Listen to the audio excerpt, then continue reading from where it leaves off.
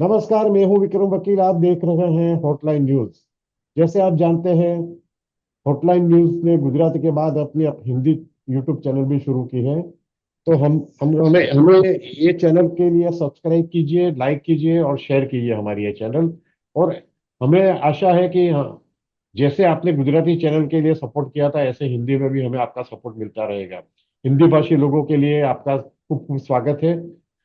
आज हमारे साथ जुड़े हैं जाने माने पत्रकार हिमांशु भाई भट्ट। हिमांशु भाई, आपका स्वागत है। नमस्कार विक्रम भाई। हिमांशु भाई, आज हम थोड़ी बात करेंगे जो पश्चिम बंगाल में जो हो रहा है, जो कई दिनों से वक्फ के जो जो लॉ आया, उसमें अमेंडमेंट आया हुआ, पार्लियामेंट के दोनों हाउस में वो पास हो गया।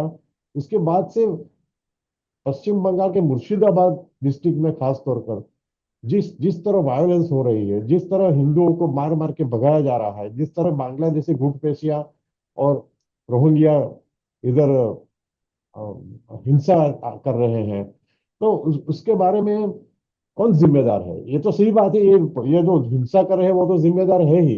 लेकिन पश्चिम बंगाल की गवर्नमेंट जो है, ममता बनर्जी इनडायरेक्ट उनको सपोर्ट कर रही है, ऐसा भी एक एलिगेशन है। देखिए विक्रम भाई, मैं दर्शकों को थोड़ा इतिहास बताऊंगा जो उन लोगों को नहीं पता होगा मुर्शिदाबाद एरिया का।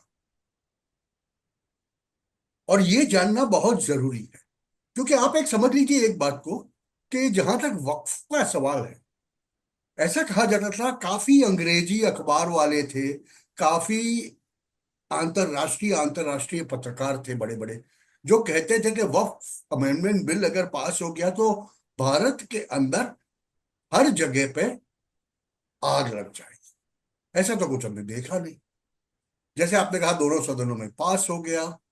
हमने देखा थोड़ा बहुत इधर उधर उधर, गुजरात के अंदर भी लोगों ने एक शुक्रवार को प्रोटेस्ट किया और शनिवार से वक्फ के नाम पे लोगों के बांध करना बंद कर दिया। क्यों? क्योंकि बहुत सीधी सी बात है, सरकार इस बारी तैयार थी, वो दूसरा शाहीन बाग नहीं होने देगी। और ये उनका दायित्व भी है, होम मिनिस्ट्री का दायित्व है कि वो कुछ हिंसा की वारदातें नहीं होने दे। मगर उनको भी पता था कि ये दो तीन स्टेट के अंदर कुछ ना कुछ होता रहेगा। एक है पश्चिम बंगाल, दूसरा है पंजाब और तीसरा है केरल। मैं बहुत स्पेसिफिक हूं। अब जब हम मुर्शिदाबाद की बात कर रहे हैं, तो हमें ये इतिहास समझना पड़ेगा। 1947 में भारत का बंटवारा हुआ, और भारत का बंटवारा हुआ तब कितनों को यह पता है कि मुर्शिदाबाद और उसके आजू बाजू वाले जो दो डिस्ट्रिक्ट थे, वो पाकिस्तान में जाने वाले थे, उस वक्त के ईस्ट पाकिस्तान। क्योंकि आबादी के हिसाब से जब हम देखें, तब पहले से ही ये स्थिति थी कि वो मुस्लिम बाहुल्य डिस्ट्रिक्ट थे। उसके सामने आज जो बांग्लादेश के अंदर चट्टग्राम है, वो चट्टग्राम और उसके आजू बाजू वाले एरिया भारत में रहने थे। मगर नेहरू और जिन्ना ने ये हिमाकत की कि चट्टग्राम को उधर बांग्लादेश में भेजा और मुर्शिदाबाद को इधर वेस्ट बंगाल के साथ में समर्पित किया। ये बात, ये 1947 की बात। आज 2024-25 की हम बात करें, तो कितनों को पता है कि मुर्शिदाबाद जिले के अंदर, जहां से हमारे वो क्रिकेटर कहे जाने वाले यूसुफ पठान एमपी है सांसद उधर, है, सांसद है। सांसद है टीएमसी के, वहां पर 70% बहुमत देश की लघुमती का है, यानी कि मुस्लिमों का है। तो वहां की डेमोग्राफी समझने जैसी, इट्स 70-30, उल्टा है। तो वहां पर, और वो 70% में कैसे हुए? 47 के बाद में, 47 के बाद तकरीबन 56%, 54 से 56%, अब 70 हो गए।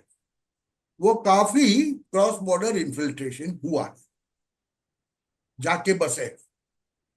और 1971 में जब बांग्लादेश बना, तब उस वक्त इंदिरा गांधी की सरकार के राष्ट्र प्रमुख कौन थे भैया?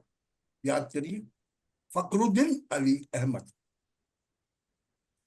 और उस वक्त ऐसे बहुत से बांग्लादेशी थे जिसमें हिंदू शरणार्थी भी थे और इस्लामिक भी थे। उनको बसाया गया, पश्चिम बंगाल के 3 जिलों में बसाया गया, उसमें से एक जिला मुर्शिदाबाद था, उसके आजू बाजू वाले दो दूसरे। तो आज जो मुर्शिदाबाद की हिंसा की जहां बात आती है ना, उसके पीछे के ये ऐतिहासिक कारण।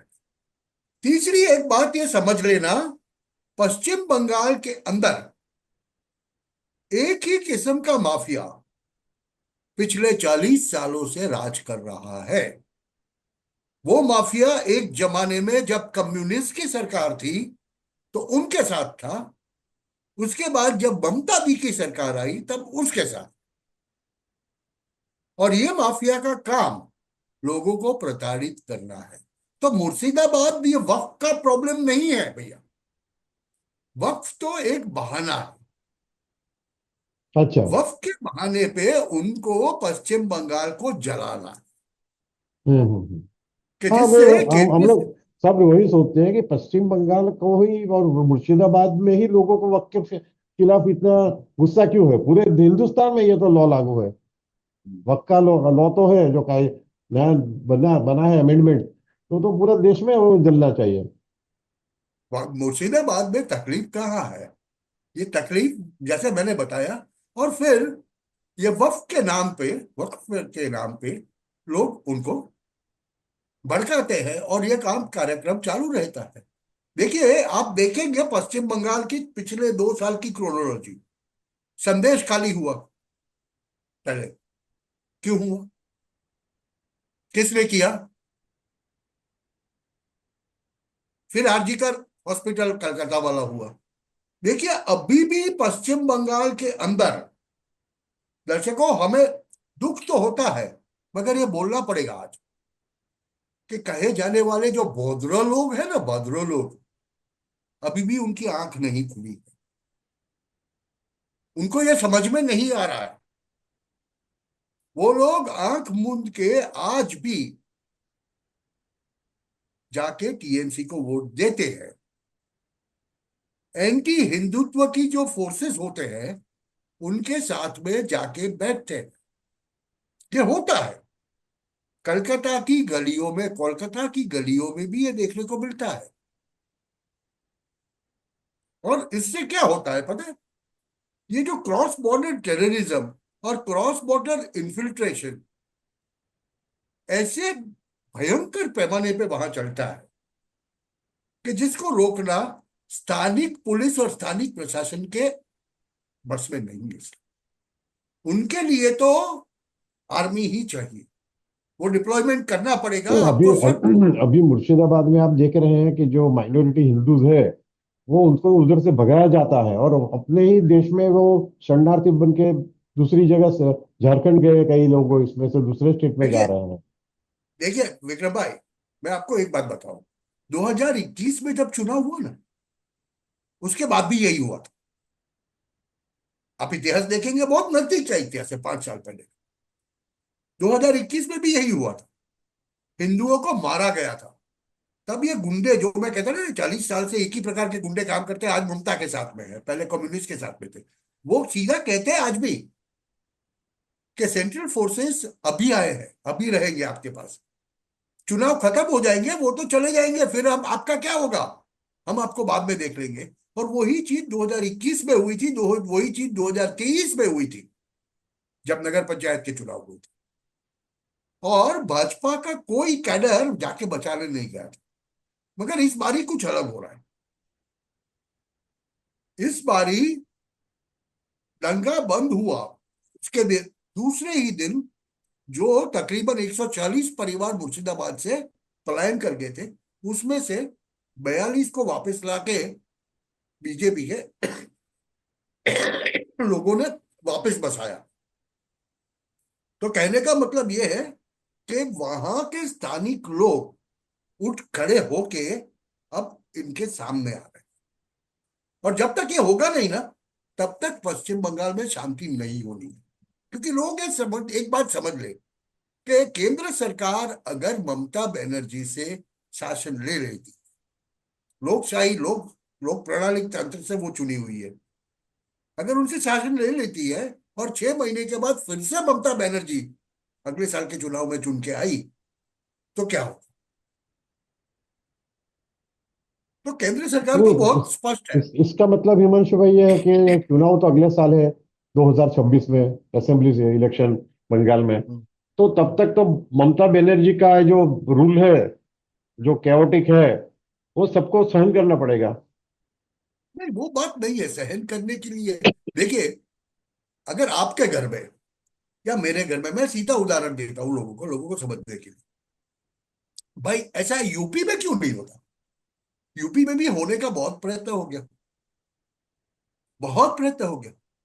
मैं जगहों के नाम गिनाने बैठूंगा तो बहुत लंबी लिस्ट हो जाएगी, बहुत वक्त देखिए, निकल जाएगा। यूपी में योगी आदित्यनाथ जैसे मजबूत मुख्यमंत्री है, वो बात ही अलग है। और उधर अपीजमेंट नहीं होता है। बंगाल में ममता देखिए, ये Banerjee appeasement vote bank, appeasement के उनकी ममता बनर्जी की वोट बैंक पॉलिसी पॉलिटिक्स जो है, इनके कारण ये लोग ऐसे गुंडागर्दी करते हैं इतने। देखिए विक्रम भाई, एक बात समझ लीजिए, एक बात समझ लीजिए। राष्ट्रीय चैनल पे हम लोग ये इस बारे में बहुत बातें करते रहते हैं। मैं बड़ा सीधा कहता हूँ। देखिए, ममता बनर्जी का फायदा क्या है? ममता बनर्जी के पास अपीसमेंट पॉलिटिक्स के वजह से 30% वोट ऑलरेडी जेब में है। जब भाजपा को 1 से शुरुआत करनी पड़ती है, वो 31 से शुरुआत करती है। अभी ऐसे में सामने वाली पार्टी को लड़ना पड़ेगा। और वो कब लड़े? जब उसका बेसिक कैडर खड़ा होने को तैयार हो जाए। आज से 15 साल पूर्व पहले देखिए, जो भाजपा का कोई कैडर पश्चिम बंगाल में नहीं था। जो भी था वो कांग्रेस का था, थोड़ा बहुत जो भी था वो कम्युनिस्ट का था। अब वोट टूट जाने के बाद पिछले 15 सालों में प्रिंसिपल अपोजिशन बन के भाजपा उपरा है। अभी ऐसी स्थिति के अंदर वो पार्टी को भी आपको 15-20 साल देने पड़ेंगे, ग्राउंड के ऊपर अपना कैडर खड़ा करेंगे। देखिए, अगर 100 आदमी का एक बड़ा बड़ा मॉब आता है तो सामने आपके 100 खड़े होने चाहिए। पश्चिम बंगाल के अंदर हमेशा ये बात चलती है। अगर आपका 100 का मॉब खड़ा है तो सामने वाला 150 लाने की हिम्मत नहीं करेगा। मगर वो जुलूस आ रहा है, और अगर आपके 5 लोग नहीं खड़े हैं तो वो हिमाकत करेंगे। हम्म। और यही चीज पश्चिम बंगाल में आप पिछले 20 सालों से देख रहे हैं। सिंगूर जैसी जगह में ममता बनर्जी ने क्या किया था? कम्युनिस्टों को तोड़ने के लिए उसी की नीति अपना के, उन्हीं के लोग अपना के ममता बनर्जी चढ़ गई थी। उसमें बलि किसकी चढ़ी? टाटा वालों की, नैनो के फैक्ट्री की। कि वो तो रतन टाटा तो वहां से उठा के आ गया आनंद में, और पश्चिम बंगाल का बेड़ा गर्क हो गया। तो ये बातें पश्चिम बंगाल में बहुत आम है। और लेकिन हिमांशु भाई, एक हमारे पास वक्त की कमी है, तो एक लास्ट में थोड़ा पॉइंट आउट करता हूँ कि अभी पश्चिम बंगाल की जो राजनीति है वो चेंज हो रही है, ऐसा दिखता है। क्योंकि पहली बार पश्चिम बंगाल में हिंदुस्तान के इतिहास में देखिए तो पार्लियामेंट में और असेंबली में, दोनों में भाजपा का जो परफॉर्मेंस है वो काफी तारीफ अच्छा रहा है। आप कंपेयर करेंगे पिछले सब इतने 50 साल से सही ज्यादा बात। से हमारे जितने जितने इलेक्शन हुए हैं वो देखेंगे, तो बीजेपी बहुत स्ट्रेटेजिकली बंगाल में आगे जा रही है। और मुझे जो मेरी इंफॉर्मेशन है उसके मुताबिक अमित शाह और नरेंद्र मोदी और जो हाई कमांड है बीजेपी का, वो लोग कंसंट्रेशन अभी बंगाल और तमिलनाडु पे कर रहे हैं कि उधर भी उनको उनका उनको सक्सेस चाहिए। क्योंकि बीजेपी नेशनल पार्टी है तो वो चाहेगी कि भाई सभी स्टेट में उनका कुछ अच्छा परफॉर्मेंस रहे। तो देखते हैं अभी पॉलिटिकली इसका क्या होता है, वो हम आगे आगे भी देखते रहेंगे। Thank you very much Himanshu भाई। આવા પ્રકારના વિડીયો તમને જોવા ગમતા હોય તો હોટલાઇન ન્યૂઝ ચેનલને લાઇક, શેર અને સબસ્ક્રાઇબ કરો.